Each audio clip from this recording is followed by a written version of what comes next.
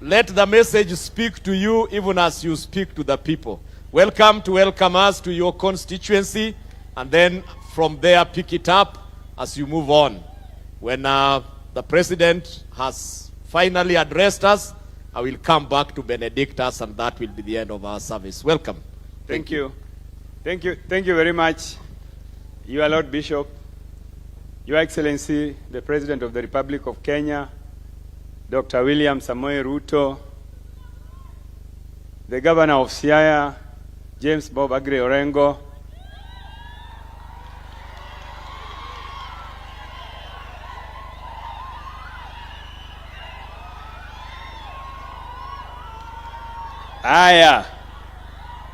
Cabinet Secretaries present, led by our very own James Opio Wandai,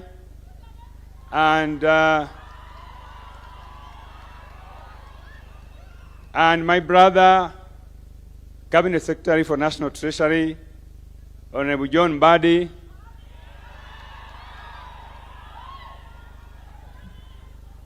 Siaya Senator, Youth Leader, Dr. Oburu Oginga, my colleague members of Parliament present, Honorable David Ochieng, MP Ugenya,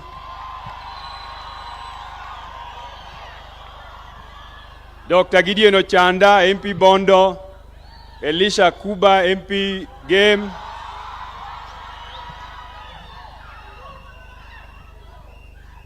Honorable Marco Golanyamita, MP Uriri, Honorable Felix Oduor Jalango, MP Langata,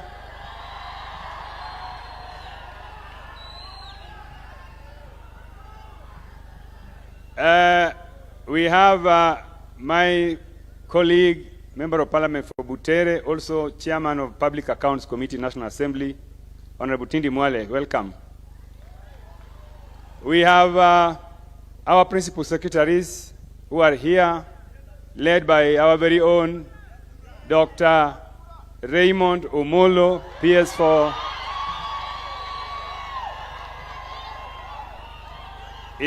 Interior and Coordination of National Government.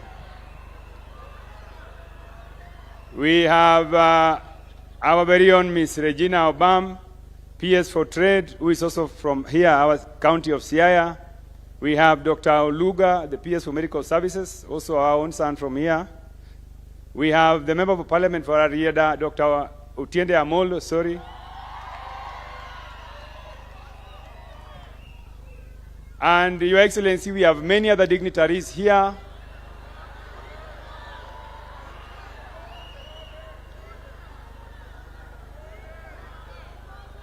Sijasema nani?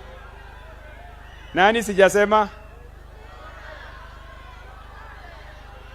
Aya, Your Excellency, the place where we are is called Township Ward, and the Member of County Assembly representing this ward is called James Obiero Otare.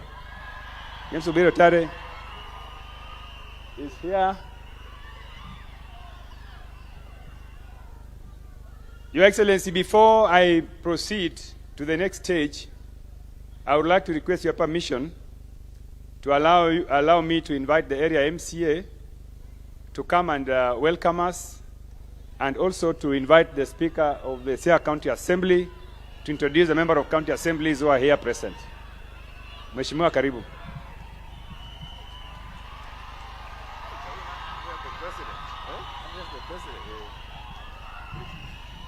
Asante sana Mheshimiwa Mbunge.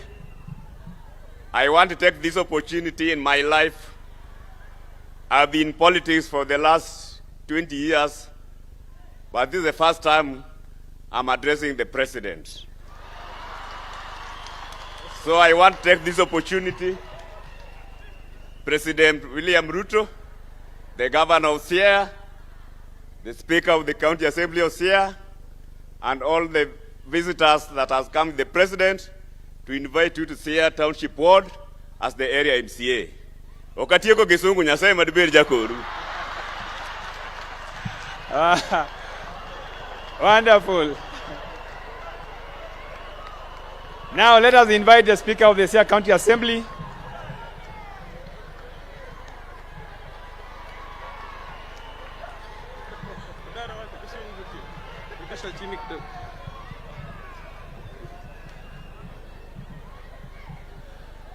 Your Excellency, the President of the Republic of Kenya, it is always an honor to receive you and welcome you in Siaya.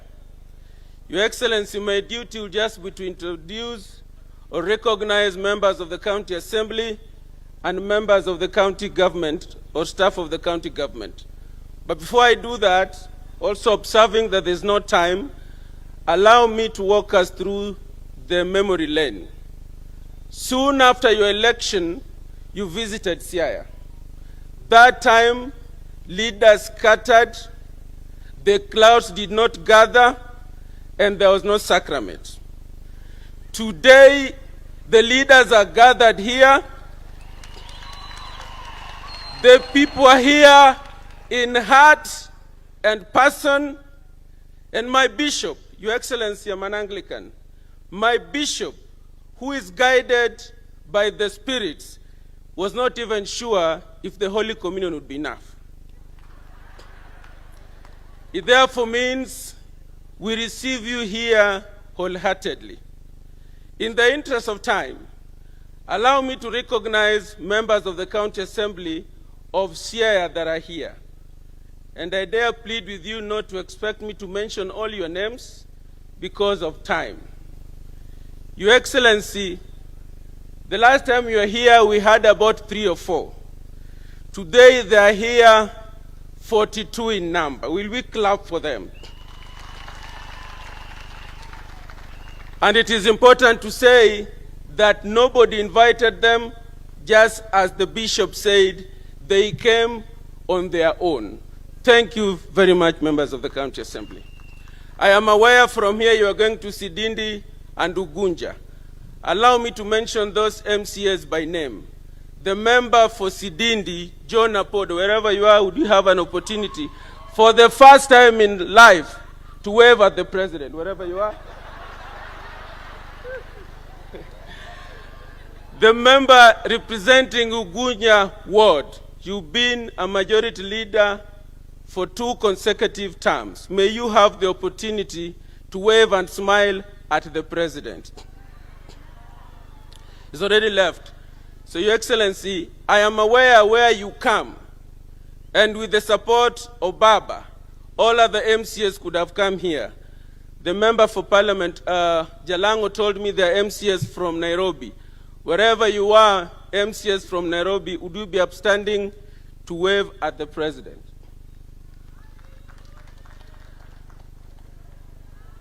Conscience tells me that there could be other members of County Assembly from other regions that are here.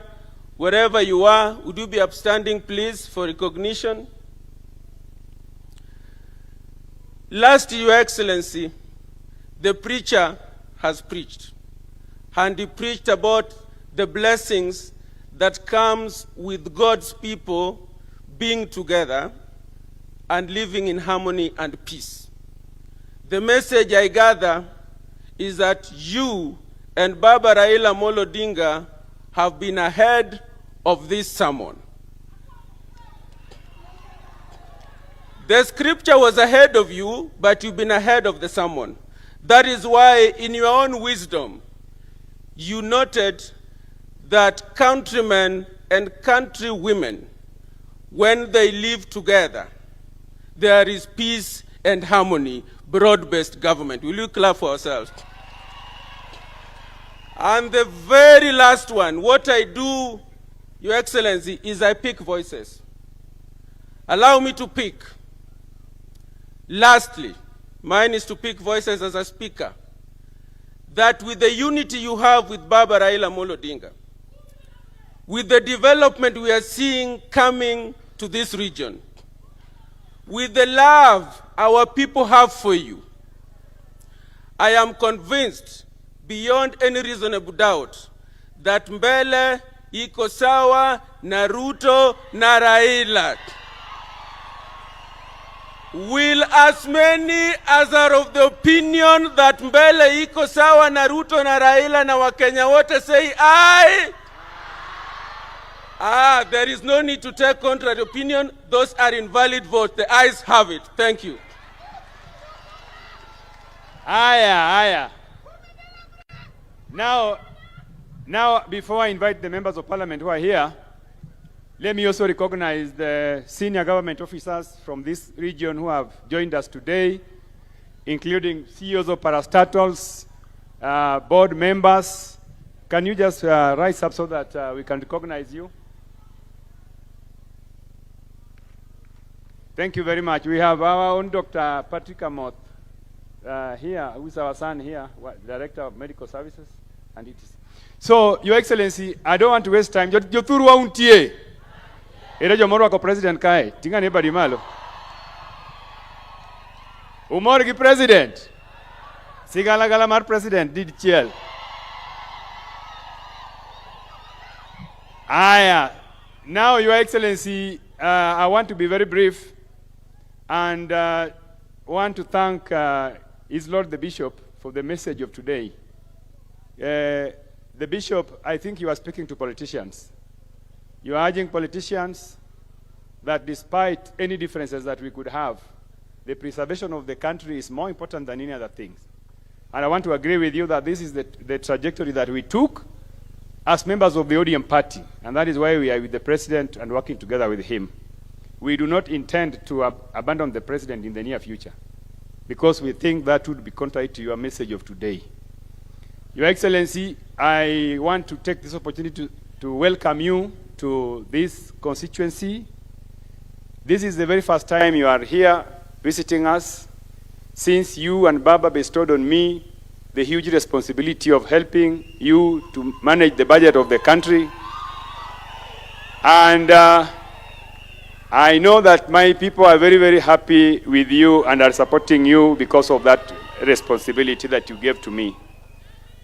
Your Excellency, I want to assure you that together with my brother, Honorable John Badi, we have, for the first time, delivered a budget that is not only transparent, but a budget that has been able to live up to the requirements of the Constitution that expects a budget to be, to address the regional balance, regional equities, and also to address the needs of every section of the country. Your Excellency, I want to assure you that we are not partisan leaders. The mandate you have given us is for us to help you govern the country in terms of resource sharing. So if you see development projects that have been appropriated in this region, that is the same thing that has happened in all other parts of the country. So the budget has been balanced, and that this country is for all of us, and we cannot isolate any section of the country, because that is what the message that you have given us. So, Your Excellency, thank you very much for that message. I will not talk about the development projects that are here, because now you are here, and those projects that we put in the budget, we put them courtesy of your blessings. So I will allow you to be the one to speak about them. But I don't know, lose the Luo Martin, Jothurua. Kauono do kumora inya. No. Kane kumoro. Kauono ukodo wiya.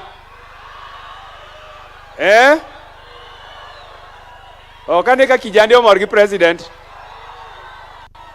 Giadima wacho ni wuodonjelo ni nyalo tiatia nyaka otiek tam mar ariyo. Uwacho kamano.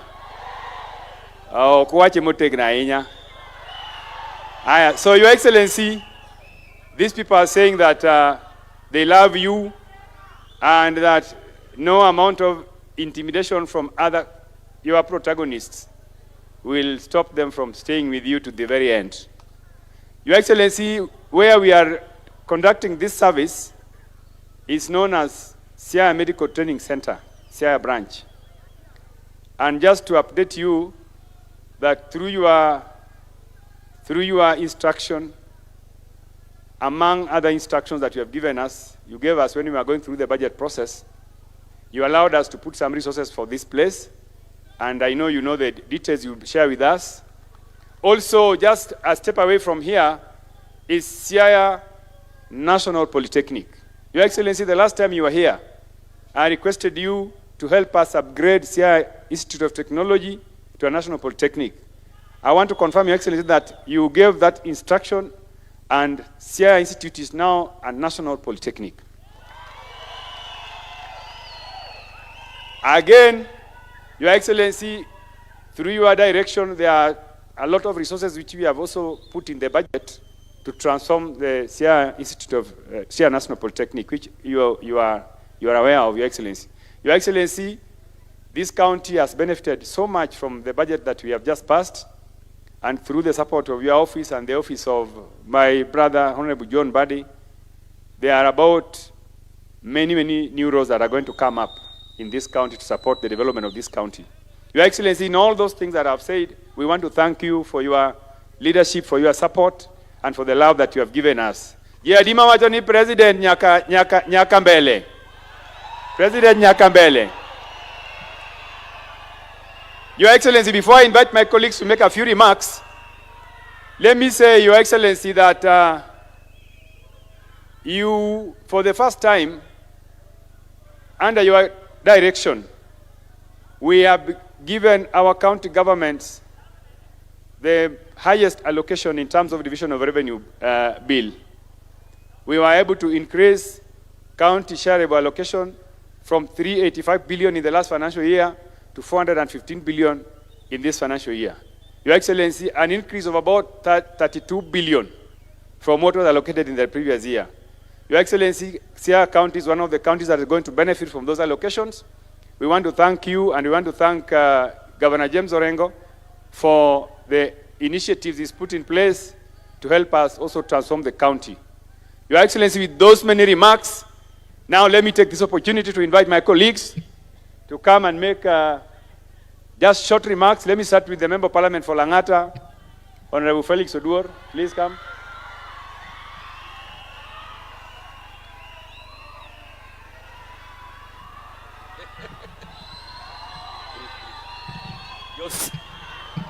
Josiah Untie, Umar, to the Bishop, Your Excellency, and all the guests. When I heard that the President was going to Nyanza, I knew he was going to Homa Bay. So I did not want to really prepare kwa sababu tumeenda huko mara nyingi. Lakini sasa tunakuomba hama Homa Bay, sasa ukuje upige kambi hapa nyumbani. Piga kambi hapa nyumbani, watu wa Siaya pia wapate ile maendeleo umepeleka Homa Bay mingi ile. Asante sana, Mungu awabariki. Aya. Let me welcome my brother, the Chairman of Public Accounts Committee, the Member of Parliament for Butere, Honorable Tindi Mwale.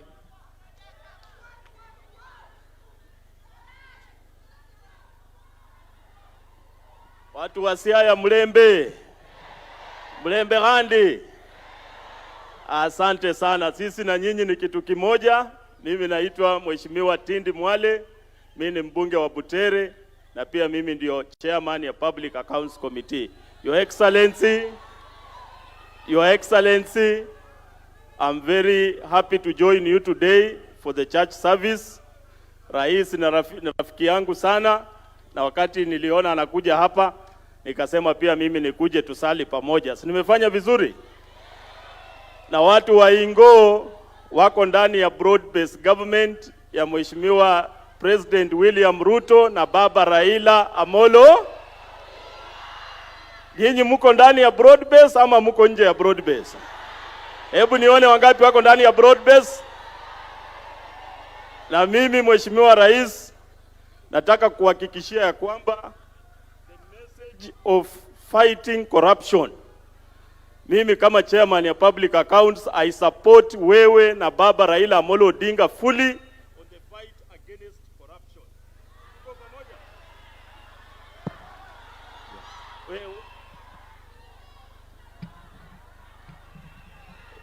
Wewe huyu mtu wa microphone anataka kuharibu, si ndio?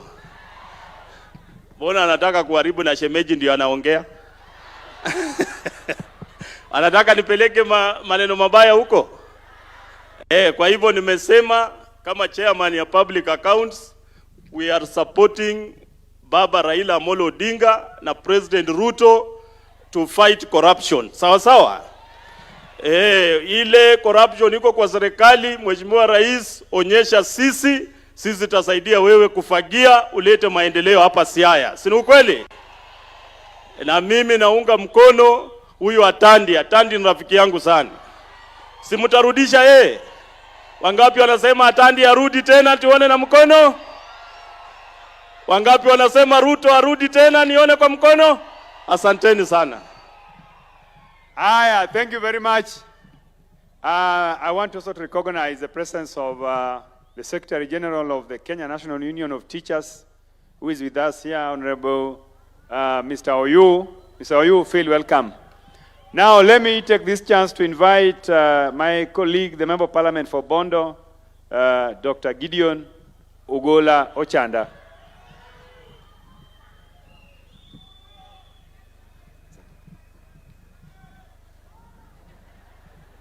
Now, Your Excellency, let me join my colleagues from Siaya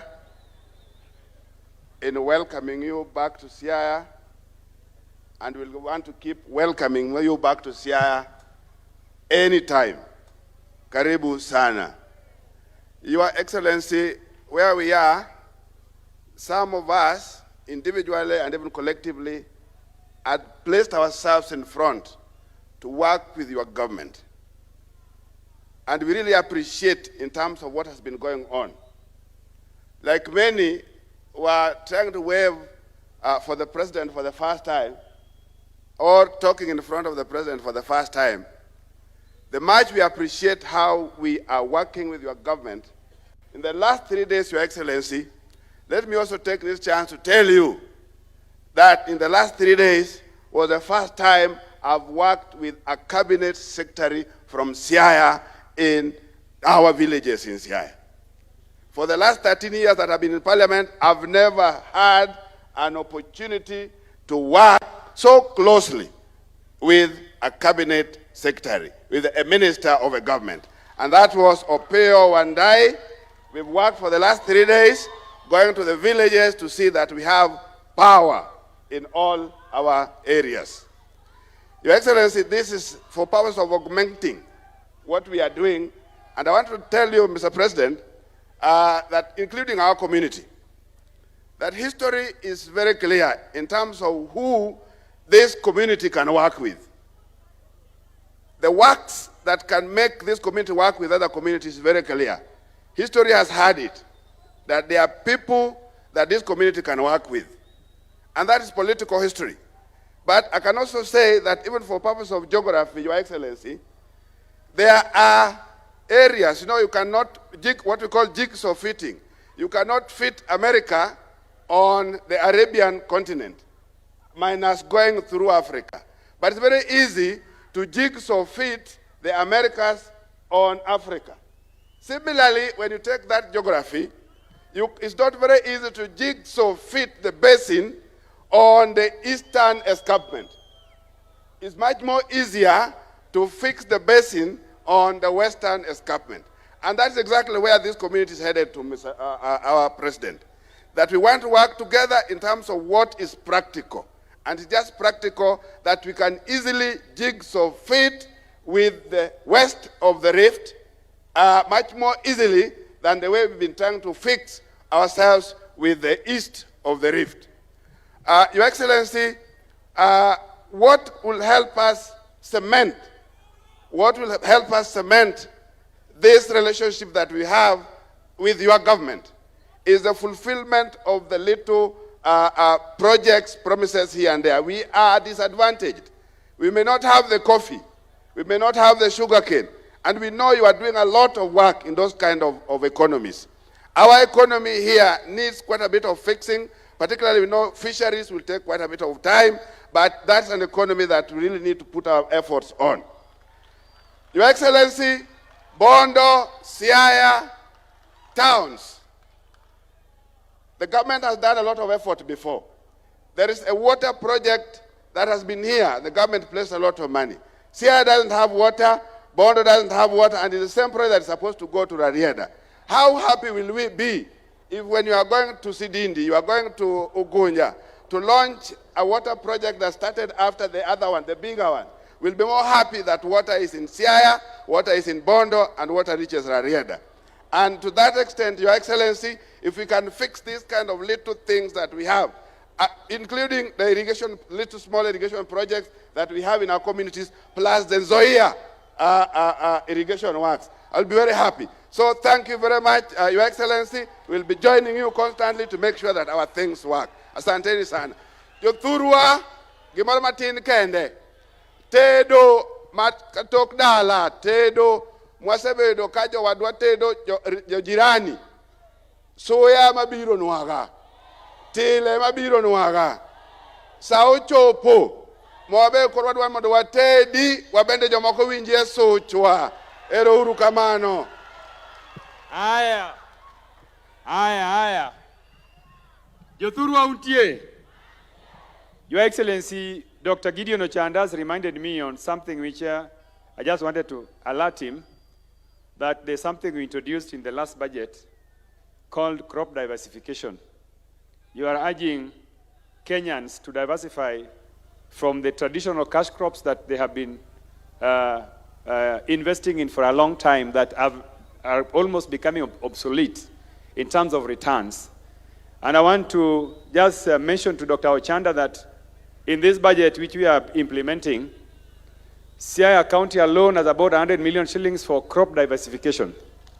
And your Cabinet Secretary for Cooperative Development was here, and he met our county leadership team, including the minister in charge of agriculture in the county, and we want to urge our people, please, we want you to start planting coffee. Coffee is a cash crop that we want all Kenyans to go into because of the potential and returns in terms of foreign exchange, and we want our people also to be able to earn foreign currency here in the grassroots. So, Your Excellency, thank you very much for that program. I want our people, please work with the county government of Siaya so that you can start planting coffee. Your Excellency, let me move forward and now invite the Member of Parliament for Uriri, Honorable Mark Ogola Nyamita, to come and talk to us.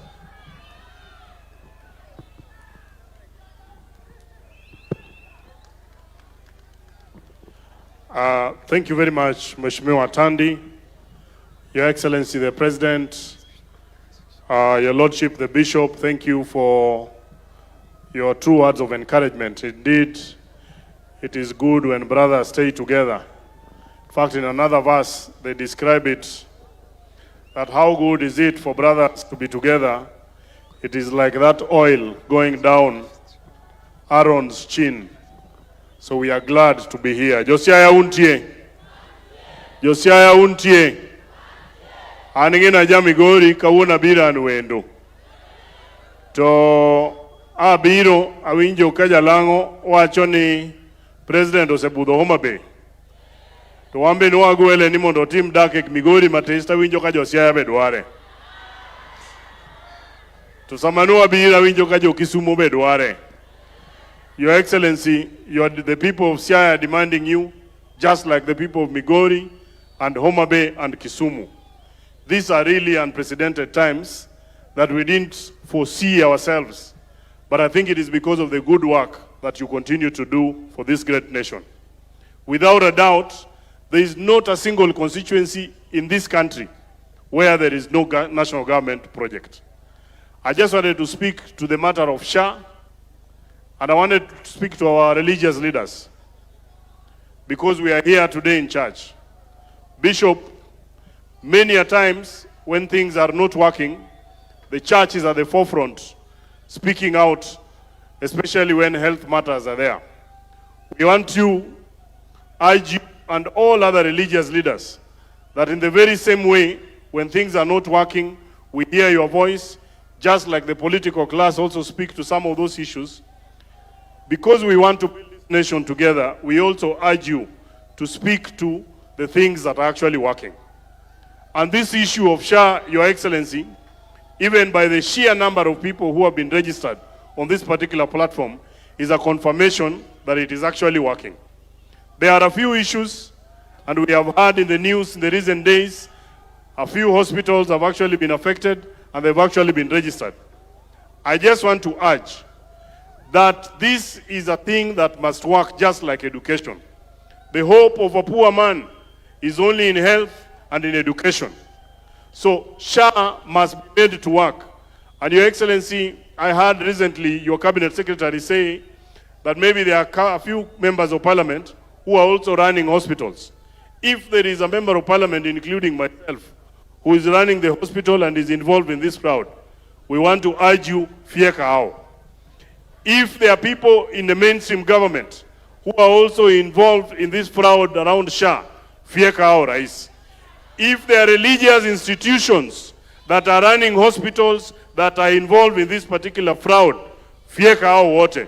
Because we want that every single Kenyans, just like all of us have access to medication, they can also get medication. Finally, Your Excellency, still on the matter of health, I now want to urge our county governments, because health is a devolved function. And recently you have spoken to free medical health in all our clinics up to level 4, from the smallest clinic to up to about level 4. For outpatients, we are urging our county governments, it is now your duty to avail drugs in all our hospitals, so that when the citizenry go to the hospital, they do not miss the drugs. And that way we will have a prosperous nation. Otherwise, on my behalf of the people of Uriri, and I dare say on behalf of my in-laws, because you know my wife comes from Alego, I want to say, sisi tuko na wewe ni rais wa 2 term. Wale wanasema rais 2 term, nione namna hii. 2 term ama si 2 term? 2 term ama si 2 term? Ere ukamano Nyasaye ogwedhu. Aya, Mark Nyamita, jao den nyang'ia. Nyang'ia ka, murng'ia ka. Enor, koso kenor. Aya, now let me invite the Member of Parliament for Game, Honorable Elisha Odhiambo Akuba.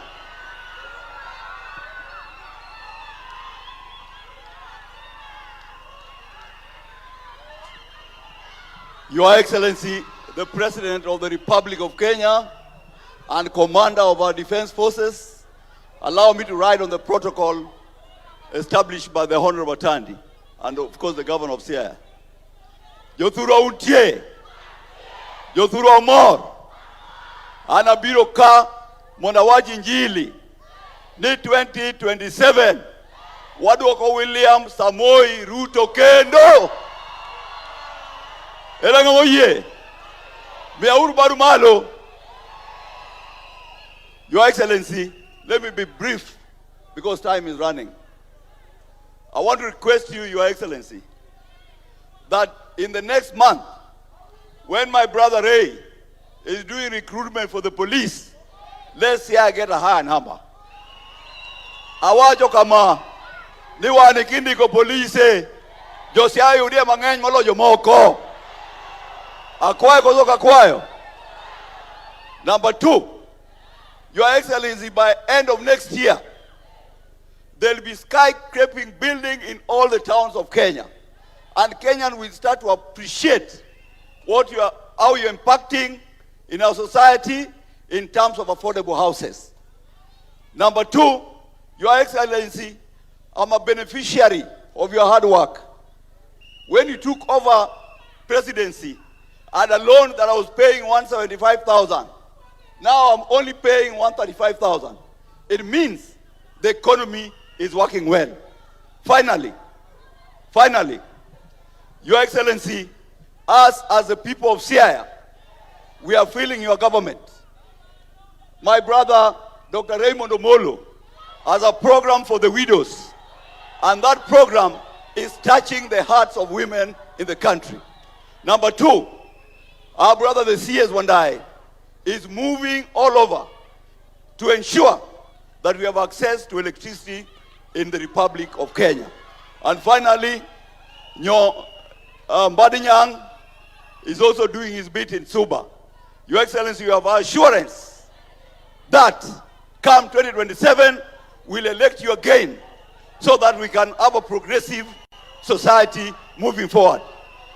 And finally, I encourage county governments of Siaya, let us remit employees' contribution of SHA, which you have kept for 3 months. The employees are not accessing help because you have not remitted the amount. Thank you. Aya, Jodalawa. I want peace. Aya. Very good. Joturwa, wakwe uru mos, wachegni chopo kuma jotelo madongo dwa loso kodwa. Wadwaro ni mondo ubed mos. Mr. Ogea, please, stop that kelele there. Aya. Your Excellency, now let me take this chance to invite the Member of Parliament for Ugenya, Honorable David Ouma Ochieng.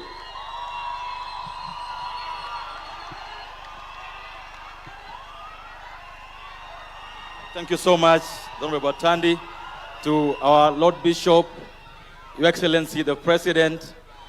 I'm very happy to be here this morning. Your Excellency, this is your 5th visit to our county. It shows the friendship that you have with us.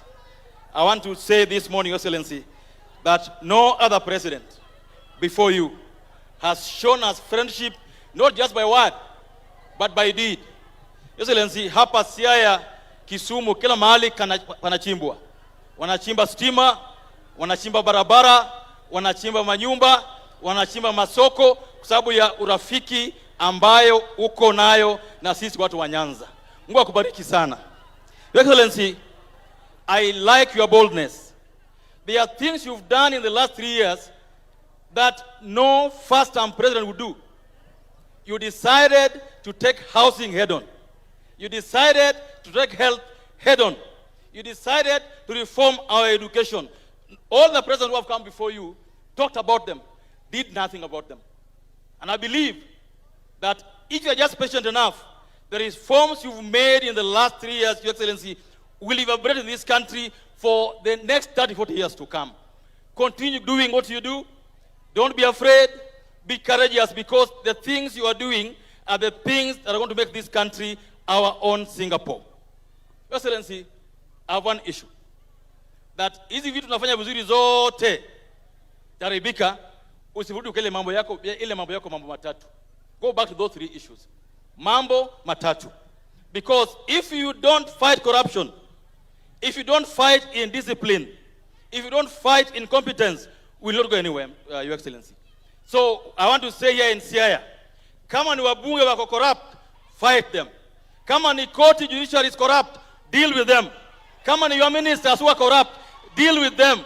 Kama ni counties that are corrupt, deal with them, Your Excellency. Don't spare anybody. Let's build one country. Let's build a country that all of us believe in. Finally, Your Excellency, nimeambiwa kama nimekaa pale kwamba kama tunangoja, as we wait for you to do all for us, Kisumu, Siaya, Busia Road, inakaa mbaya sana sasa, Your Excellency. It's patches all over. Barabara ya Kisumu mpaka Busia, Your Excellency, please, naomba mara 10. Saidia ziko barabara hiyo. Thank you so much. Welcome to Siaya again, and God bless you. Rokamano. Aya. Yoturu auntie. Erejo mamorgi President Ruto kai. Very good. Now I want to invite my brother, the Member of Parliament for Arieda, Dr. Otiende Amolo, Senior Counsel.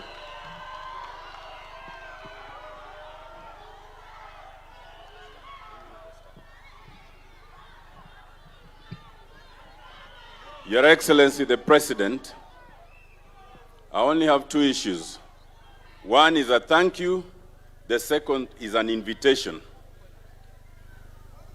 Mr. President, this is your 5th visit to Siaya. Your first 2, which included you coming to Rarieda, I did not attend because the political clouds did not align. But on your 3rd visit, when you came for the Luo Festival, I was there. On your 4th visit, when you came to Ramba, I was there. On your 5th visit in Siaya, I have come. When we were in Ramba, I made 3 requests, and I want to thank you that all the 3 requests have been done. First of all was the request for low-volume tarmacking of Kalandinka Elijah. Working with Waziri Mbadi and Chairman Atandi, it has been tendered. My second request was for affordable housing hostels for KMTC in Masala, Rarieda. 1,250 units, it has been tendered. My third request was for Ramba, a 20 million construction. It is in process. Allow me to thank you. My next request will be for Assembly Bay, and the MCAs here, stand up. Assembly Bay is the gateway to Siaya through the lake. And you know that there's that program for doing the pyre at Assembly Bay. I will be making that request shortly. Secondly is an invitation, and let me start by thanking the Bishop, the Right Reverend John Mark Haungodia. I come from the Diocese of Bondo. My wife is Anglican, but I'm Catholic. But I pray with Anglicans a lot because, Mr. President, these Anglicans are more democratic than some of our churches. First of all, for us, we don't elect our bishops. They are appointed, and then in church terms, they say they are anointed. But the Anglicans elect their bishop. Secondly, for us, for example, in Catholic, when it comes to Holy Communion, it is only the Catholics who are prepared, who are allowed to take it. But for Anglicans, as you saw today, Mr. President, I believe you belong to AIC, and I'm Catholic. We were able to take the Holy Communion at the invitation of the bishop. But more importantly, for us in Catholic, when we go there, you are given the Holy Communion, and then you are told go. And then the priest remains, and he takes the wine by himself. These Anglicans even give us wine. So, Mr. President, me and you, let us reconsider our faith. Having said that, Joturwa, Jomorwa Konjelo Jagot, Mia Badi. Mr. President, these people have welcomed you. Please keep coming to Siaya, because in Siaya, first you have a father in the name of Jaramogi Oginga Odinga. Then you have a brother in the name of Barack Obama. Then you have another brother from another mother in the name of Raila Amolo Odinga. So keep coming, Mr. President. Thank you very much. Aya. Joturu wa winjo kaka wajumbe twak maber. Ere joma mor gi wajumbe wa Siaya. Joturu an ing'eyo ni sani chiko koyiena mondo akwa president gimoro amora. Nikech an ema keto budget. To nitie gik mwaketi budget mang'eny ma kawacho kae tibro wach ni Atandi karang'i to marach. Nyaka wadag ka biye. Biye ing'e ni chami to kako gedo to kinyal ng'eyo kako gedo. Wawinjore. Omiyo an agedo gi rieko. Lakini John Mbadi gopio wandae gi joman go tong'i gik madhi mbele. Omiyo adwaro mondo koro walos matini weche gik mwatimo to watiyo, nikech ing'e ni gik mwaketo gi be joma ng'eny ok morgo. Dongu neno ka wuoyi mana ka okuome chande noketo mang'eny to nogo koko ma wagole ma kawo kare. Dongu neno kamano. Omiyo adwaro ni ka waketo gik moko gi John Mbadi mineno mobet kae ni wuoyi mariek ahinya. Wuod Suba ni wuoyi malich ahinya.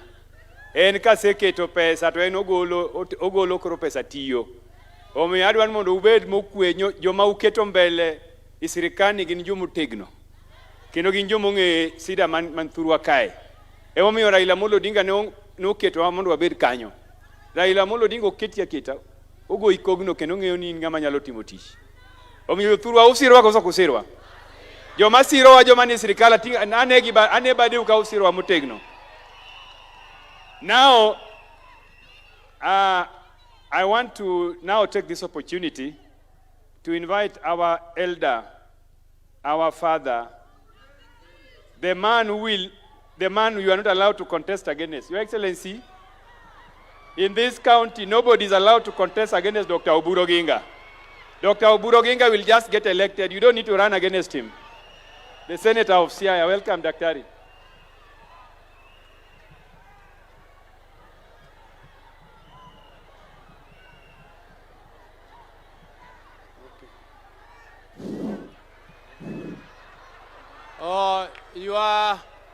Your Excellency, the President of the Republic of Kenya, the Governor of Siaya, all leaders, senators and members of the National Assembly, and the clergy, and all members of our community who are present here, and our visitors.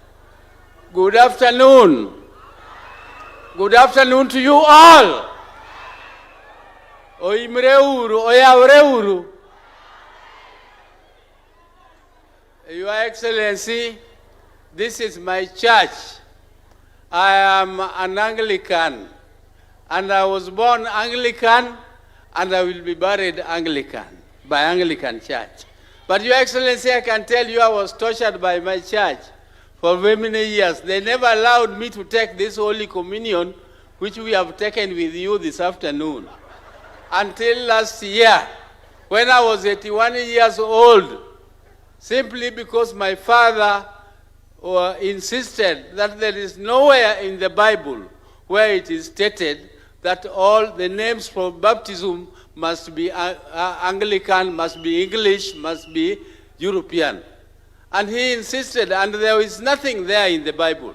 And he even wrote a letter to the Archbishop of Canterbury, and he got a confirmation that I should be baptized using African names. So my full names are Ngonga Molo Oburu Oginga. And my brother is Raila Amolo Odinga. And my late brother Agola was Ngire Umodo Agola. But last year, my bishop in Bondo allowed me to be confirmed, and even though it was too late because I had already married a second wife. And Your Excellency, I want to take this opportunity to welcome you to our county. These are people are not very complicated people. They are always very straightforward. If they don't want you, they just tell you on your face. And if they love you, they also tell you on your face. And you can clearly see on the faces of these people that they really love you. And Your Excellency, this love comes because you have also shown love for them. First, there is the Minister of Finance, John Ngong'o Mbadi. John Mbadi has taken that docket of the Ministry of Finance, which has never, since we got our independence, been held by a Jaluo. This is the very first time that a Jaluo is holding the Ministry of Finance. Your Excellency, that is a very, very clear show of love for our people by giving one of us the Ministry of Finance. You also gave our son here, Opiyo Wandayi, the Ministry of Energy.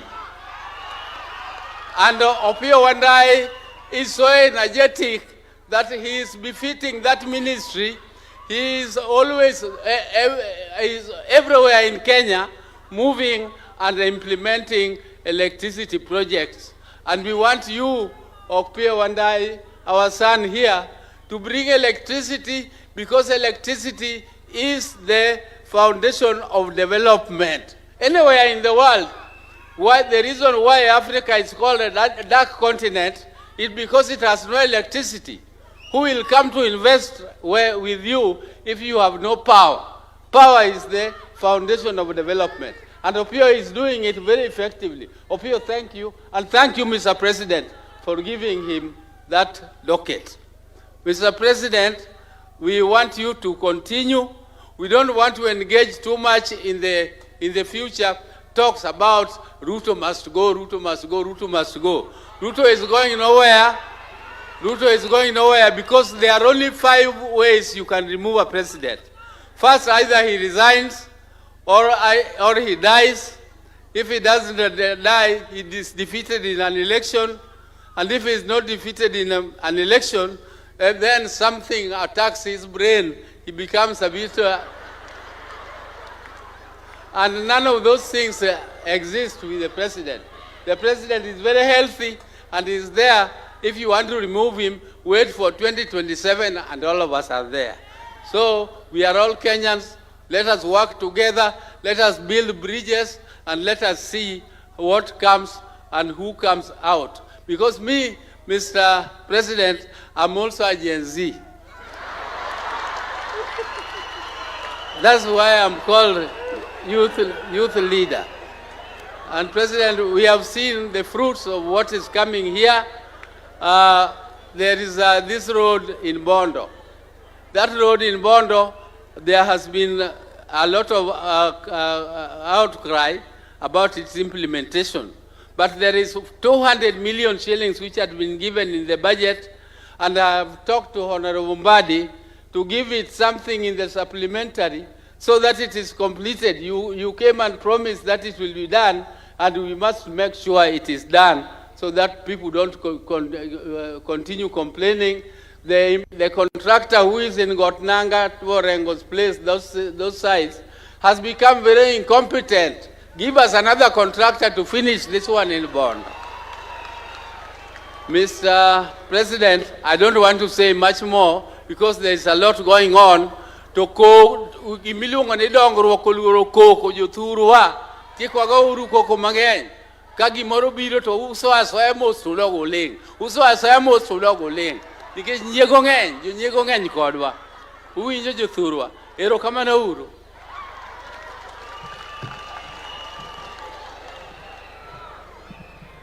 Dr. Uburu is a youth leader or not a youth leader? How many people are saying nobody should contest against Oburu Oginga? Tingane Barimalo. Very good. Daktari, you are already elected 2027. Now, Your Excellency, I want to request you to allow me to introduce your own PS for Interior to come and introduce other government officials who I may not have recognized them. Oh, okay. Thank you for that direction. Your Excellency, as I step down now from here, I just wanted to thank you, Your Excellency, for the many of our people that you are working with in your cabinet and in the executive, including our two CSs, the Minister for Finance and the Minister for Energy. Your Excellency, this team that you are working with among our people are doing a very good job, and they are working with us, they are consulting with us, and we are happy for the support you are giving them. Also, the principal secretaries that are now from our region here, I mentioned the two of them from Siaya, and of course the Interior PS. Your Excellency, we want to thank you for them. But Your Excellency, we also want to urge you that in Siaya, we still do not have so many of our sons in government, in the mainstream executive. We have a few sons from here who are CEOs, maybe one or two. But Your Excellency, I want to urge you that this is the county of Jaramogi Oginga Odinga. This is one of the most important counties in Kenya for the reasons given to you by Otienda Molo. Your Excellency, I want to urge you that going forward, please, as you make those appointments for ambassadors, for chairman of parastatals, for CEOs, please look for Siaya people also as well. I wanted to introduce to you one of our sons here who is also working very well with you in the Data Commission Office. He's the Deputy Director of Mrs. Kamket. He's a very strong son of Alego here. Please, next time there's an opportunity, Your Excellency, I'll come to see you so that you can look at him positively. Oscar, this is the deputy of Mrs. Kamket. He's a very strong son of Alego. He's my age mate. I went to school with him from primary to university. Oscar, I know we will go see the president so that the president can get to know you in person. Thank you very much. Now, with those many remarks, now let me take this opportunity to invite my brother, the Minister for Energy, James Opio Wandai. Wandai, welcome.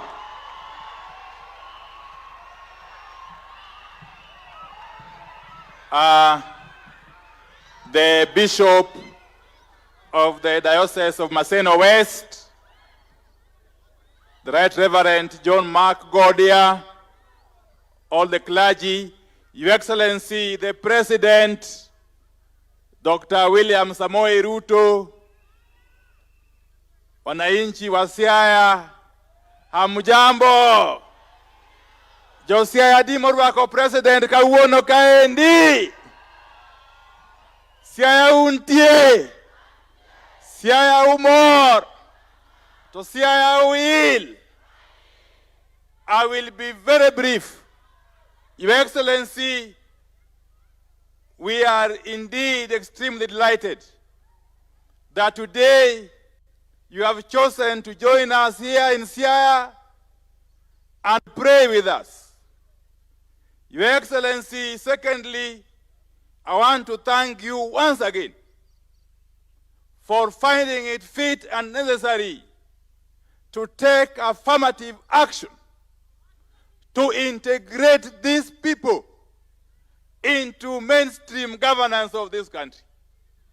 Your Excellency, since you appointed me to be one of your cabinet secretaries, I have found it extremely easy working with you, Your Excellency. Your Excellency, this particular region, I know you have got a plan to develop every part of this country. But this particular region has had its potential, not unlocked, not harnessed for quite a long time. You have made a conscious decision to have the potential of this region unlocked and to have it harnessed for the development of this region and indeed for the rest of the country. Your Excellency, whenever I travel around the country, and especially this region, one thing is certain, that the country has witnessed transformation that was never imagined before. Your Excellency, as I conclude, the difference between potential and implementation is leadership. Leadership. What this country has had all the resources it has. This country has had all the minds and brains that it has. What this country has always required is leadership. Leadership that is prepared to make hard decisions. You have made some of the hardest possible decisions in this country. And you have taught us, as your cabinet secretaries, that it is better you make a decision which is wrong instead of not making a decision. Better a decision which is wrong than not making a decision at all. And your hard decisions are indeed now bearing fruit. As I conclude, Your Excellency, these people, and we live with them here, and we talk with them every day, these people see you as their natural ally. True or not true? Isn't Ruto our natural ally? First and foremost, Your Excellency, you co-founded ODM with Baba. But more importantly, ideologically, you are fully aligned with these people. And therefore, we can only say that the future is bright. Politically speaking, we speak to them and they have assured us that they are working with you every step of the way. Every step of the way. And let me also thank Baba Raila Amolo Odinga by joining forces with you and showing us the way. And indeed showing the whole country the way. As I continue to implement my programs of electrification within my ministry, Your Excellency, I continue to abide by your directive that we do so across the country without any form of discrimination. So allow me, with those very many remarks, to welcome my brother, the Cabinet Secretary for Finance and National Treasury, the Honorable John Mbadi, to come forward and make some remarks before inviting the governor. Thank you very much. Welcome.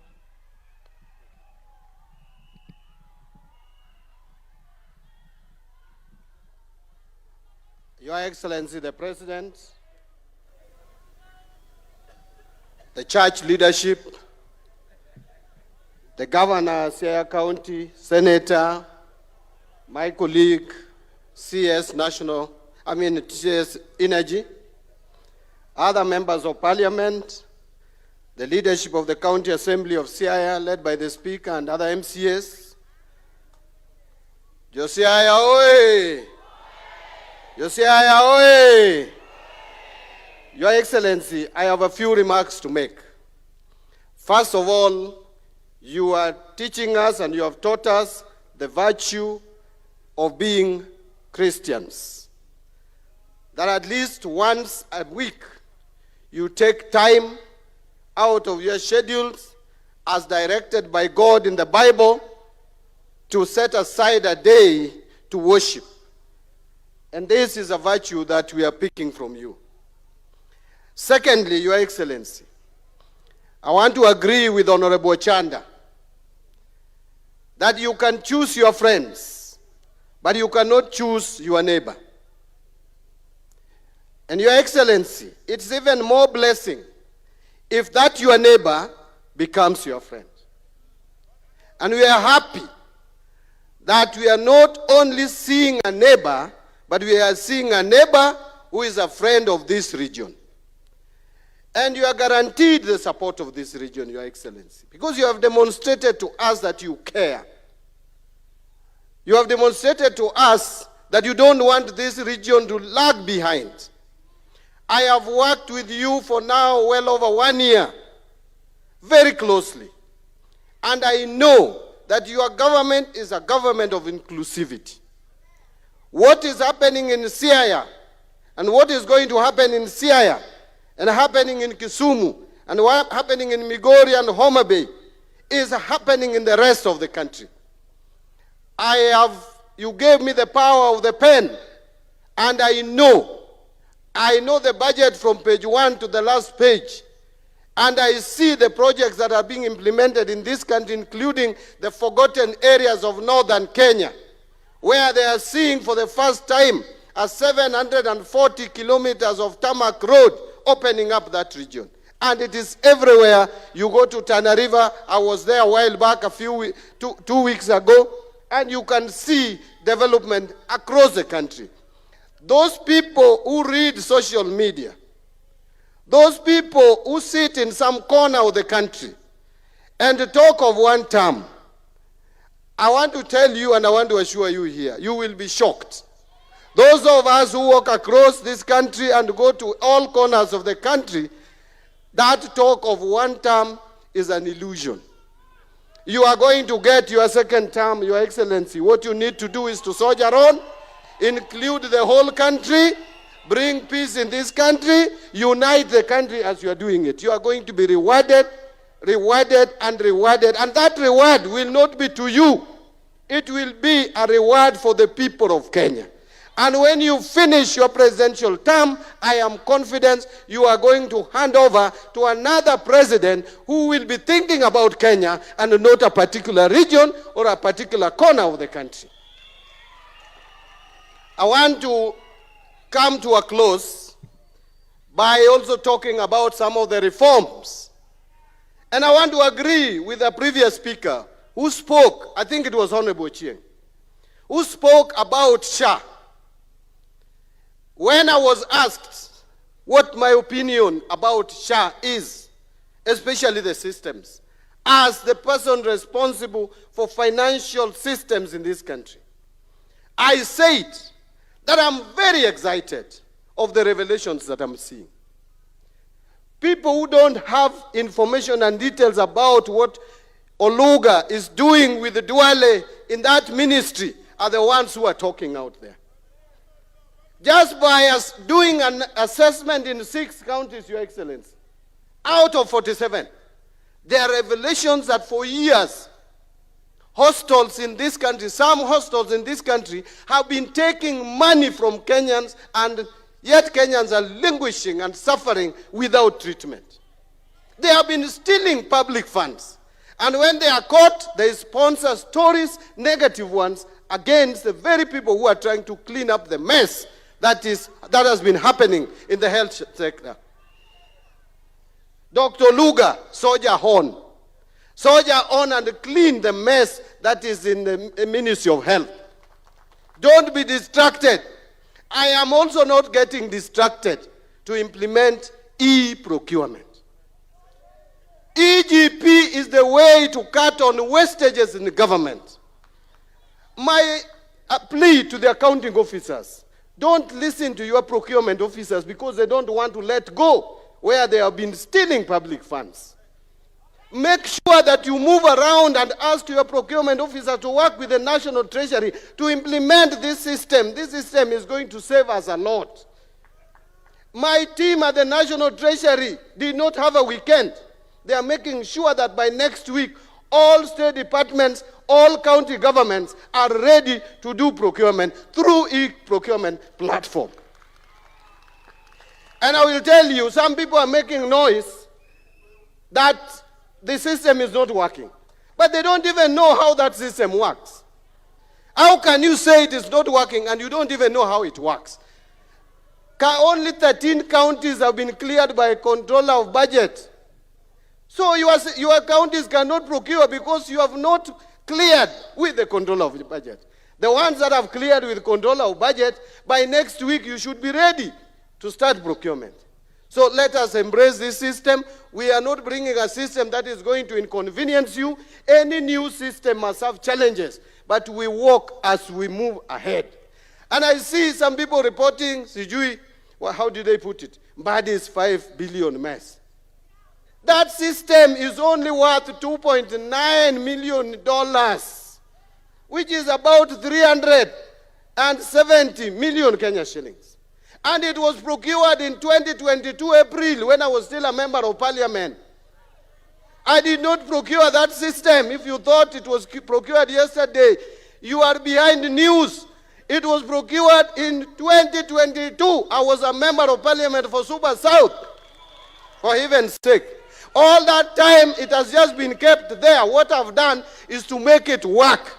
And it is in line with the National Assembly's approval in 2020 through regulations where they said we should go e-procurement. Members of parliament conditioned the executive to go e-procurement. Thank you very much. Embrace this system. Support me, support the government, support us in all our reforms to save Kenyans from fraudsters. With those many remarks, kauono kawach dholuo, asewacho kisungu madholuo ruenya, anung'eni anoru, oruoyo matin, dipo kukwaya weche mathoth, to gimanyisou, kalam majatelo miyowane. To hawe maber bomiya tandi ni batha. Jo Siaya kalambwa nyotiyo kuomu maber. Ubro neno kochak team projects gini kalambwa nyotiyo kuomu maber. With those many remarks, allow me to invite the governor for Siaya County, my senior, Jim Winyamayanga, James Agri Orengo. Karibu. Thank you.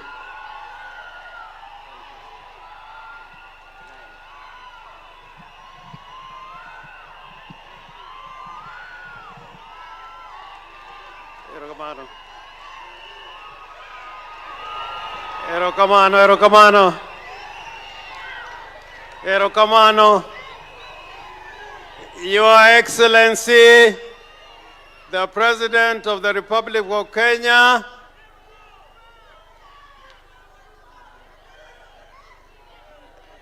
my Lordship, the Bishop of the Anglican Church, and I'm also an Anglican, Cabinet Secretaries, including the intellectual Opiyo Wandayi and John Mbadi, who I've worked with, all members of parliament who have come in here today. Anadwa wacho matina inyagidholuo, aitatieke kisongo. Jadi morwako President Ruto kane badu. Nona urukendo jomorwako President Ruto ne. Erokamano. Your Excellency the President, last night and this morning, Right Honorable Raila Amolo Odinga rang me and he asked me to make sure that the people in Siaya receive you well. And I'm glad that those instructions have been carried out. When Baba says right, we go right. When Baba says left, we go. Yadimu yenika Baba wacho right or the right. He also asked me to bring his greetings to the people of Siaya. Yadimu wako mosmara ila mulodinga. Your Excellency the President, I want to allay the fears of those who think you don't have Siaya in your heart. Last week, when I was talking with you, and you said you are coming to Siaya, you also confirmed that on the 16th of October this year, you are again coming to Siaya. President Duogo Siaya Katari Kaparga Uchiel. We are going to have the Siaya International Trade and Investment Conference, and it will be presided by no other person than the President of the Republic of Kenya. And we are very, very, very, very grateful. I want to say to the people of Siaya, particularly when my bishop, your word today of brothers staying together, a people united, a people united will always succeed. And we want Siaya to be united, but we also want Kenya to be united. And I'm glad, Your Excellency the President, you are on the road of putting Kenya together. And this is exemplified by the fact that when you are forming your government, you included the people of Siaya. I know you will include more, but we have a cabinet secretary, we have 2 PSS, and we have directors, and as has been said, if any other opportunity comes, please remember the people of Siaya. But I want to talk about what is coming soon. I don't want to talk about what is coming in the future, in the distant future. I want to talk about what is happening soon.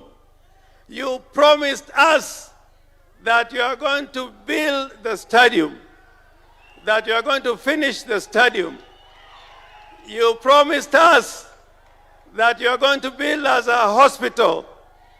On the 8th of October, your minister is coming here to break ground for the new Siaya Referral Hospital. And also, on the same day, there's going to be an extension to the stadium, the groundbreaking. Honorable President, 2 days ago, I signed a letter handing over the land at Usenge. We have handed over the land at Usenge.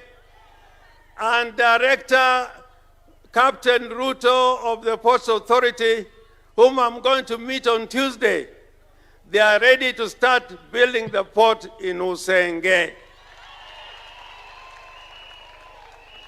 And it's not only Usenge. I know you have undertaken work we done at Asembo Bay, at Witch Loom, and many other places where we want the people to have landing sites along the lake. Jadimo yegitich ma President Otio tingna badu malo.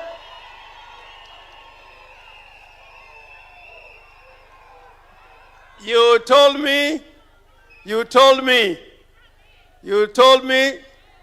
that Bondo is going to have the Bondo bypass road, and we are waiting for that to be done.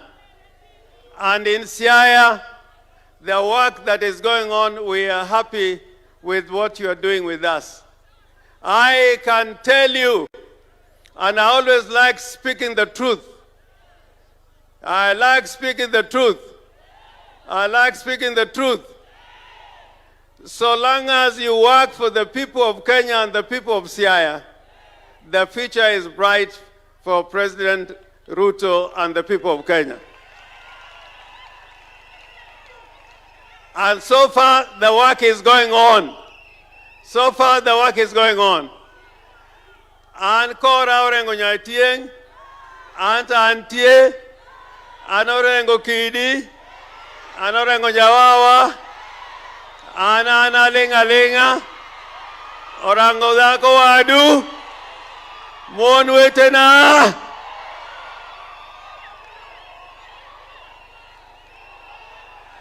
Kenan member ma Mothers Union bende, ano kani kama, ani Mothers Union. Kama abro donje bange, to sani aja Mothers Union. Omio, wamor gigik madhi nyime. Jadi mo yenu anju wuoth kanyakla gi national government mondo piny otire. Ya uye! Siaya uye! Ugenya uye! Gemu uye! Alago Usonga uye! Rarieda uye! Bondo uye! Ero urukamano. Koro yena uru mundarwag, the President of the Republic of Kenya and Commander-in-Chief of the Defense Forces, right, His Excellency William Samoei Ruto.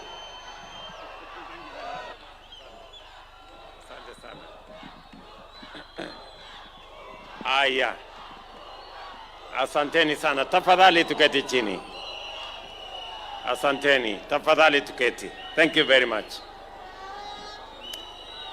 Baba wetu Askofu John Mark Aungodia, ndugu viongozi wote wenzangu, Wakristo wa hapa Siaya, ndugu wananchi, hamjambo. Amoso ujodurwa. Jodurwa umor. Jodurwa untie. Bwana Yesu asifiwe. Nyasaye ber. Sejete. Hebu mnisalimie. Bwana Yesu asifiwe. Tusalimiane hewani. Asanteni sana. Mimi kwanza nataka nimshukuru Mungu kwa kutupatia nafasi tufike hapa Siaya. Nimshukuru askofu wetu kwa kutunenea neno la Mungu. Asante sana askofu. I listen to many preachers, but I can say without fear of any contradiction, you are in a class of your own. You spoke to us so well about the word of God. Nasema asante sana. Na nimefurahi sana kufika hapa leo ili tuweze kuungana pamoja na nyinyi katika ibada hii ya shukrani na ibada ambayo imetuunganisha. Nilipopata mwaliko kutoka rafiki yangu James Opio Wandai na nikamueleza gavana wetu na viongozi wa hapa akiwemo mjumbe wenu, sote tulikubaliana tutafika hapa kwa sababu mbali na yale yote tunafanya, bila Mungu hatuwezi kwenda mbele. And that is why we are here to worship God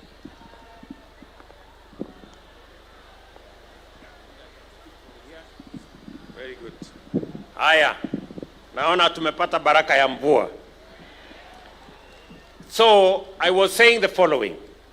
On matters affordable housing, we are building 8,000 units worth 17 billion shillings. We are building 18 markets at a cost of 1.5 billion shillings. And we are building 11,500 bed hostels in different colleges. Pale katika university yetu ya Bondo, pale Odero Akango University ya kule Maseno, hii college hii ya KMTC, pale katika mahali tumetoka hapo, mahali tumeweka ndege hapo kwa National Polytechnic, na sehemu zingine nyingi hapa Siaya. So we are going to construct hostels that will assist the young people of this area in the colleges and in the universities so that they can live in decent conditions. And that is going to be a program that is going to cost us another 5.5 billion. In total, on affordable housing, on markets, and on hostels, we are going to spend 22 billion shillings in Siaya County to make sure that we change these constituencies and this county in general. Vile vile, mjue ya kwamba katika mpango yetu ya kutengeneza mabarabara, vile tunatengeneza barabara zingine Kenya mzima, pia tumesema hii Nyanza hii Siaya lazima tutembee nayo sambamba. Barabara tulikuwa na budget last year ya shilingi milioni 500. This year tumeongeza hiyo pesa mpaka 2.5 billion ya mabarabara hapa Siaya County. And in the coming months we are going to enhance and put another 1.5 billion so that we have a total of 4 billion shillings to build roads in this Siaya County. Munajua nilikuja pale kwa barabara ya Goe.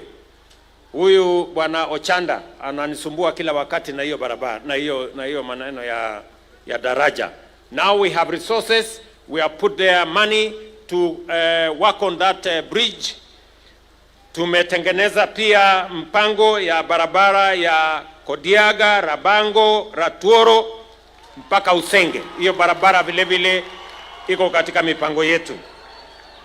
Bondo bypass, tulikubaliana na viongozi wa hapa ya kwamba tunataka kutengeneza barabara ya Bondo bypass. We now have committed money in the budget to build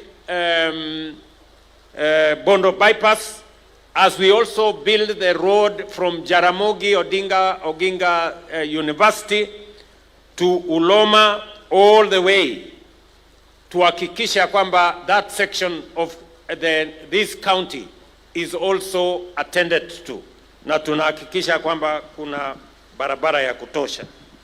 Vile vile tumekubaliana barabara ya kutoka Kabao kwenda Bondo kwenda mpaka Siny Oye. Hiyo barabara vile vile tutatengeneza, tuko nayo kwa budget na itaendelea.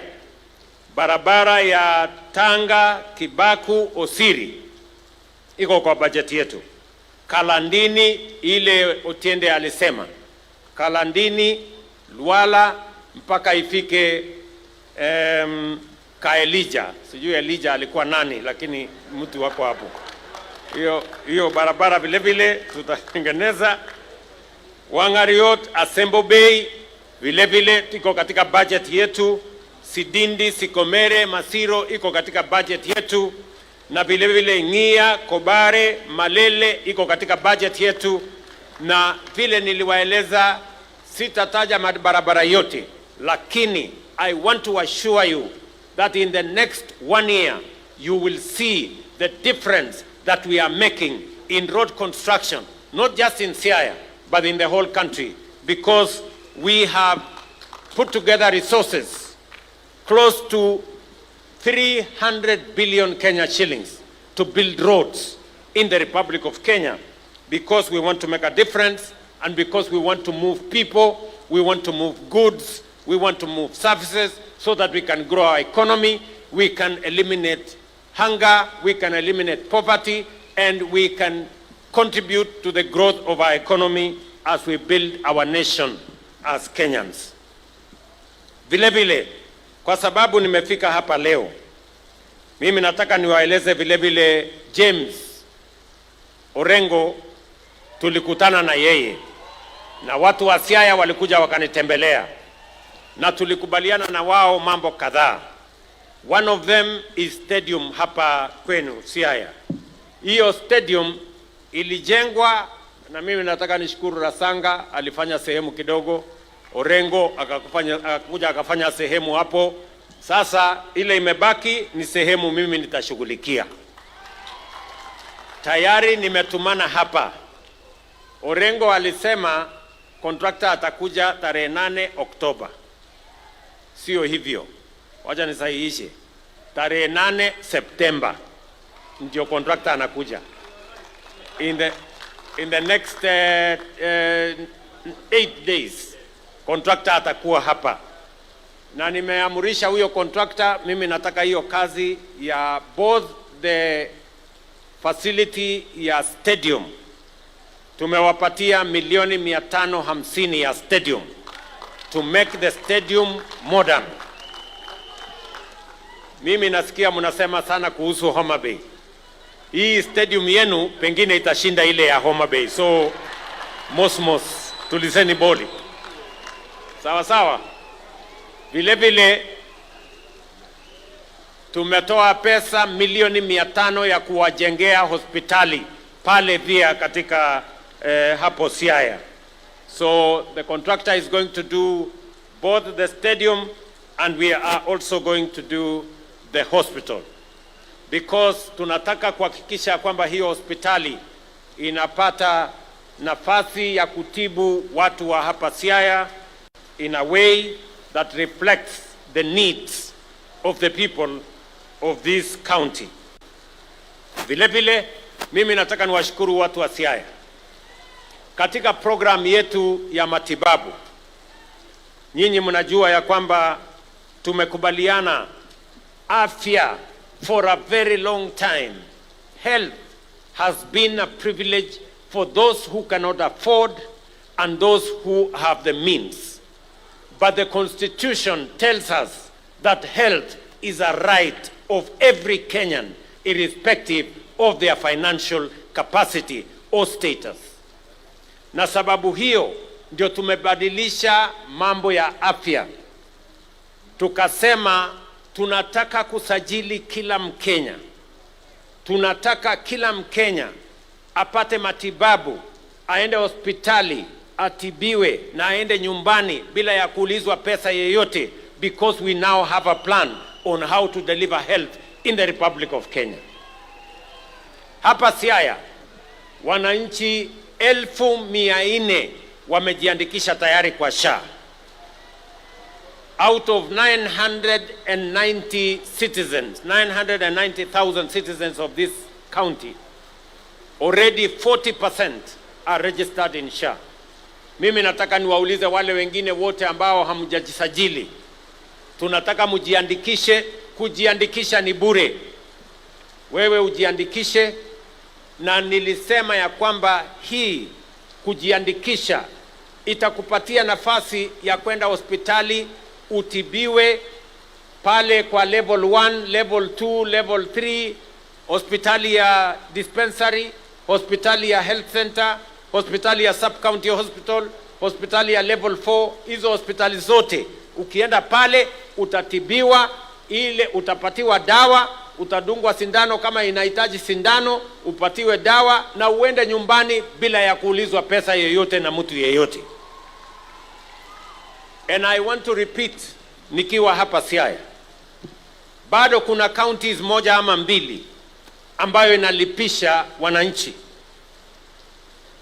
Sisi kama serikali tumetoa pesa shilingi bilioni 21 kuhakikisha ya kwamba kila mwananchi mahali popote anaweza kwenda ile outpatient, aende kwa dispensary, aende kwa hospitali ya health center, aende level 3, level 4, atibiwe, adungwe sindano, apatiwe dawa na aende nyumbani. Serikali italipia kila Mkenya ile outpatient.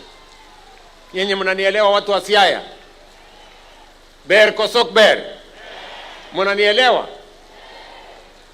Wawinjori? Tunaelewana? Sikizeni. Wacha nirudie. Tunataka kuhakikisha ya kwamba afya sio starehe ya matajiri na watu ambao wako na pesa. Afya ni haki ya kila Mkenya. Na hatutaki Mkenya tena auze mali yake, auze ng'ombe yake, ama auze shamba yake ili kulipa gharama ya hospitali. We now have a plan as a nation on how to deliver matters health. Na sababu hiyo tunataka tushirikiane, tufanye hiyo kazi kwa pamoja. Vile vile muliniuliza ya kwamba mnataka vile tumejenga paya kule Homa Bay, mkasema pia tujenge paya Usenge na tujenge sijui Asembo, mlisemaje pale huyo Tienda Amelwa anasema tuweke pia Wasembo Bay, lakini siku ile mliniambia Usenge. Sasa mbona hamkusema Wasembo Bay siku hiyo? So tayari Kenya Ports Authority will be beginning the construction of a pier in Usenge and a fish market in Usenge. Na nitawaeleza sasa wakuje pia wafanye feasibility study ya kujenga another pier pale Asembo Bay, vile mbunge wenu Mheshimiwa Otiende amependekeza. Vile vile muliniuliza ya kwamba mnataka mambo ya Yala Swamp, ile mashamba ya Dominion pale, ya kwamba mnataka tutatue matatizo ya uwegezaji mahali pale. Tayari nimeita wale ambao wanahusika, and I want to promise you we are going to get a way forward, because at the moment the work in that corner is suboptimal. Kazi ambayo inaendelea pale ni kidogo sana. Hiyo mahali ni mahali ambapo tunaweza kuzalisha mambo mengi, na sababu hiyo county government ya Siaya na serikali ya kitaifa tutaketi chini na wawekezaji so that we can make sure that we revive and we bring new investment into that region and into that Yala Swamp so that we can take it forward into the future. Watu wa Siaya, mimi nimefurahi sana kufika hapa. Yale mambo yote nimewaeleza ni kwa sababu tunataka tushirikiane na tutembee kwa pamoja. Lakini hiyo kazi yote haiwezi kufanyika kama hatutafuata yale askofu wetu alituambia. Askofu ametueleza ya kwamba Biblia Zaburi 133 inasema how good and how pleasant it is when brethren work together in unity. Na ndio sababu mimi na Mheshimiwa Raila Amolo Odinga tulikubaliana ya kwamba tuunganishe taifa letu la Kenya. Hata kama pale nyuma tulikuwa tunashindana, lakini tumesema wacha tuwache mambo ya kushindana kando, tuunganishe taifa hili letu la Kenya, maendeleo ipatikane, tubadilishe Kenya, ndio Kenya iwe ni nchi ya amani na Kenya iweze kupiga hatua ya kwenda mbele. Na mimi nasimama hapa Siaya kurudia kusema na mshukuru Baba Raila Amolo Odinga kwa kuniunga mkono na kunisaidia tutengeneze serikali ya broad based ambayo inaleta Wakenya wote pamoja, ndio tusukulike na mambo ya maendeleo, tuunganishe Wakenya, ndio Kenya iwe ni nchi ambayo sisi zote tutajivunia. Watu wa Siaya, jameni, mnasema tuungane ama tutengane? Mnasema tushirikiane pamoja? Wale wanasema tuungane nione kwa mkono, wala wanasema tuungane. Tunaelewana? And let me say this, good people, the people of Siaya, as I talk to you and as I talk to the people of Kenya. We are citizens of a great nation called Kenya. And this nation, it is our responsibility. It is up to us to change the destiny of this nation. What we have done to bring together people to assemble a broad-based government is because it is necessary for the unity of this nation so that we can prosecute the most important agenda of development and transformation of Kenya when we are united and when we are focused in the same area together. Na ndio mimi nataka niwaulize viongozi wenzangu. What stands between the greatness of this nation and the present, between the future of a transformed Kenya and the now, is focused, patriotic, courageous leadership. That is what is expected of us.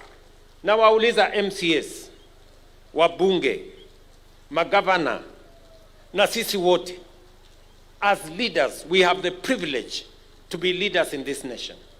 We must know that the destiny of this nation is going to be dictated by what we do, the plan we execute, the passion we put into our work, and the commitment and the accountability that accompanies what we do. Na ndio mimi nawauliza jameni, Kenya hii, there is no shortage of resources. There is no shortage of plans.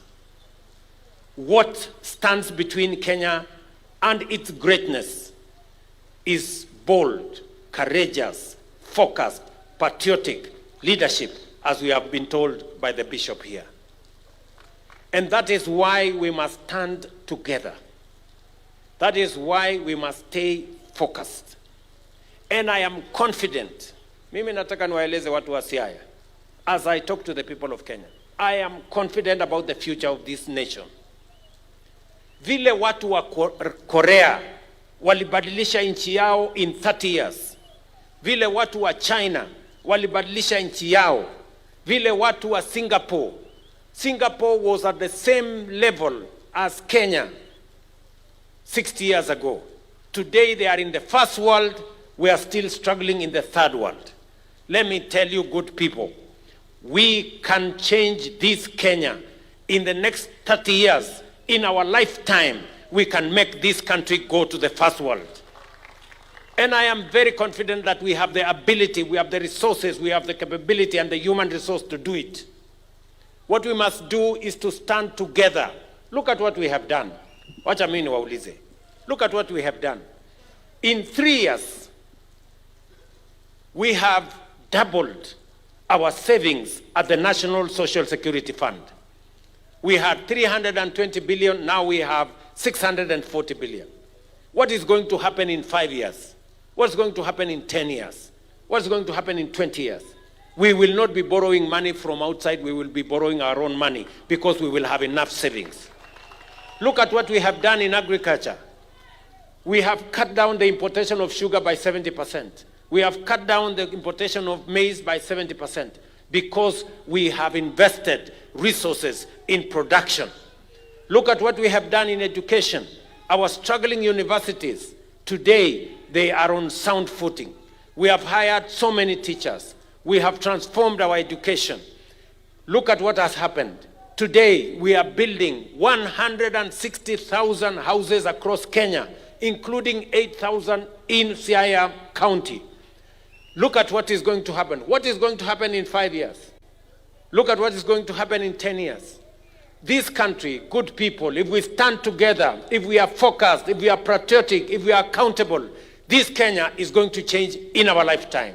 And I am persuaded, and I am committed, and I believe that working together, we can change Kenya. Watu wa Siaya jameni, mnasema tushirikiane tubadilishe Kenya ama mnasemaje watu wa Siaya?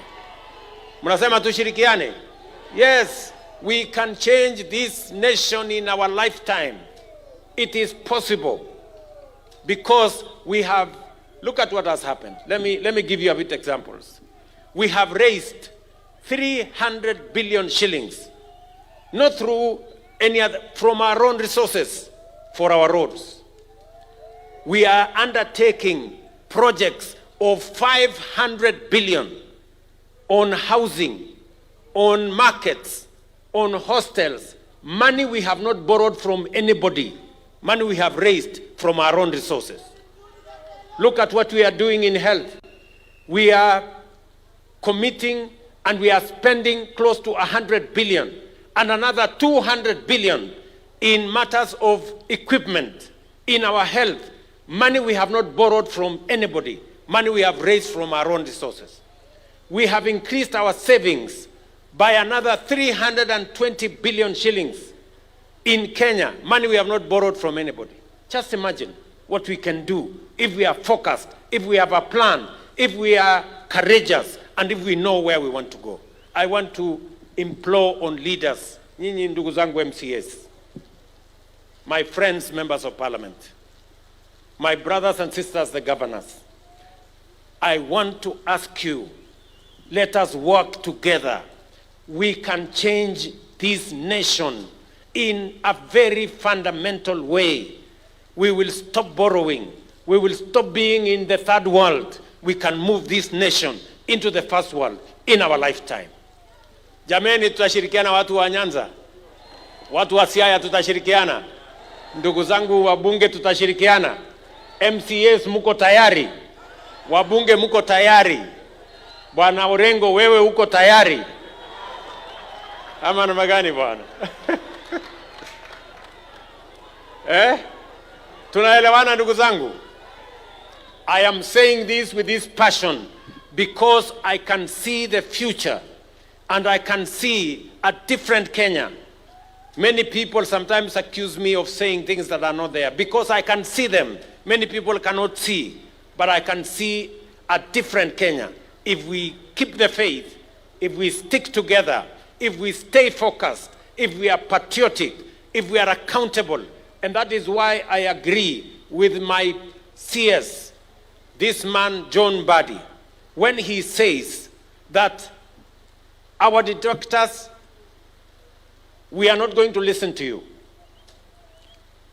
On matters to do with SHA, the reason why we are unearthing the theft and the corruption in hospitals is because our systems in the SHA, the digital system, is now able to detect the fraud that people have carried out for many years under NHIF. Why do we have 30 billion shillings deni ya NHIF leo? Na tukisema wacha tufanye verification ya hiyo debt ya 30 billion, mahospitali wanaenda kotini wanasema they don't want verification. Kwa sababu wanajua ndani pale iko wizi. And we are not going to pay until we verify, because we are not going to spend public money to pay corrupt people. Ama namna gani jameni? So we are telling the people who think the theft they were carrying out in NHIF watalete kwa SHA, nyinyi mnaota ndoto ya mchana. Haiwezekani. Hospitali yeyote, hospitali ya serikali, hospitali ya kibinafsi, hospitali ya kanisa, kama wameiba pesa ya NHIF, watalipa hiyo pesa. Kama wamelete corruption kwa mambo ya SHA, watalipa hiyo pesa na tutawapeleka kotini, kwa sababu we must be accountable for all the resources that the public have put at our disposal as government. And let me also say this. Maneno ya e-procurement, kuna watu wengi wamezoea kandarasi ya ukora. Kitu ya shilingi 2 tunanunua shilingi 10 kama serikali, kwa sababu ya procurement ya ukora hapo, ya quotation na nini na nini. Tumesema tunaweka e-procurement. Wacha ijulikane imenunuliwa pesa ngapi na imeuziwa serikali na nani. Na mbona mtu wa shilingi 2 hakupata hiyo kandarasi, mtu wa shilingi 10 alipata. That is what we want to do. Mimi najua kuna resistance. Procurement officers, accounting officers, hawataki hiyo maneno kwa sababu wanataka kuendelea na ukora ya zamani. Alafu ndio wanaandika headline, oh sijui Mbadi, sijui 5 billion, sijui nini. Nyinyi na ukora yenu na maheadline yenu na ufisadi yenu hamuwezi kutuzuia kuhakikisha ya kwamba pesa ya serikali inatumika inavyopaswa.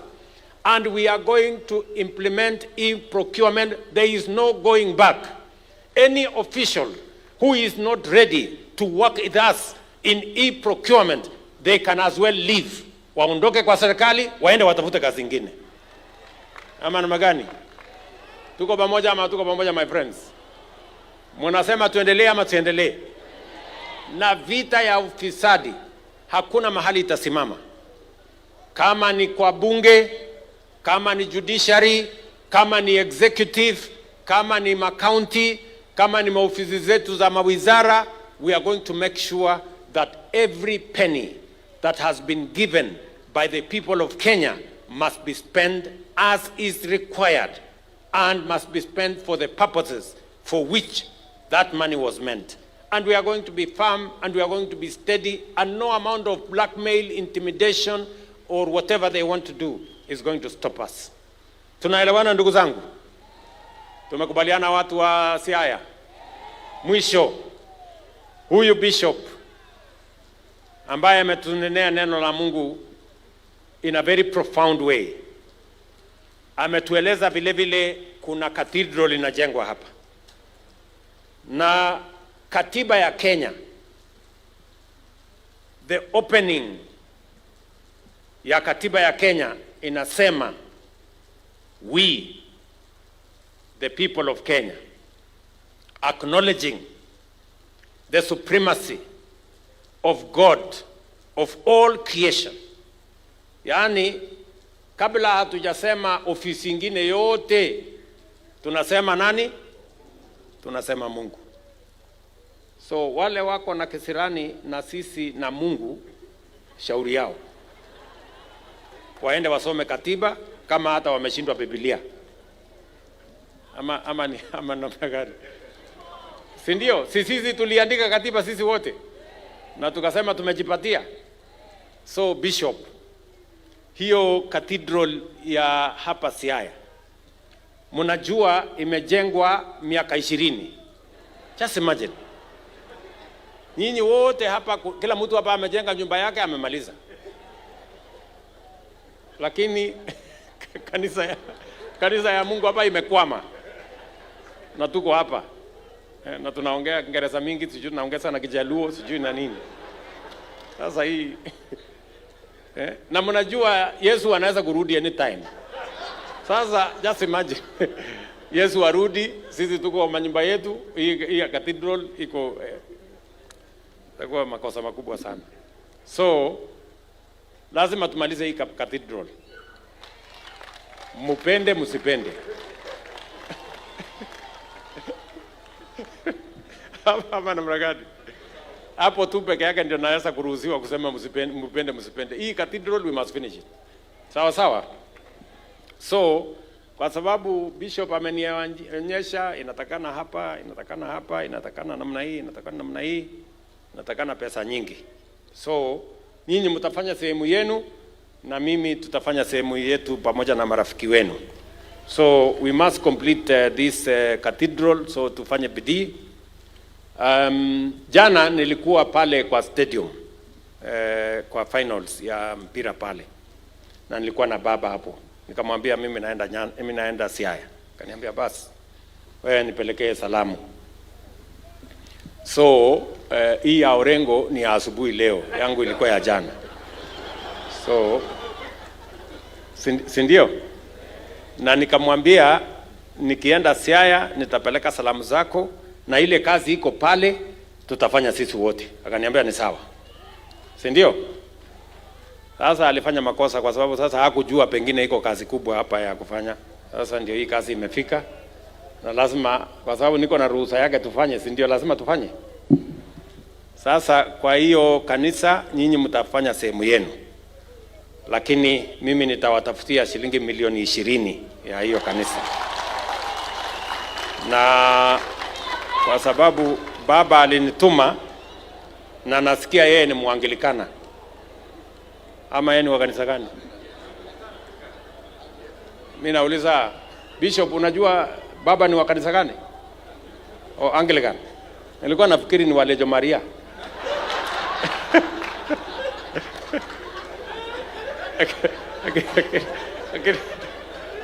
Umesema ni wa Anglican.